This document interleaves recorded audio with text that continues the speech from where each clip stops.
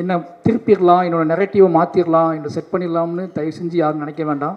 அது என் ரத்தத்திலே கிடையாது. எனக்கு அதுதான் வரும்.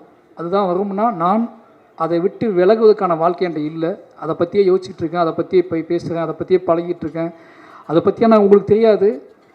இந்த படம் முடிஞ்ச அடுத்த படத்துக்கு இடையில நான் சந்திக்க போகிற பிரச்சனைகள், நான் சந்திக்கிற மனிதர்கள், அவங்க சொல்கிற கதைகள்லாம் கேட்டால் நீங்கள் வேறு எந்த படமும் எடுக்க முடியாது.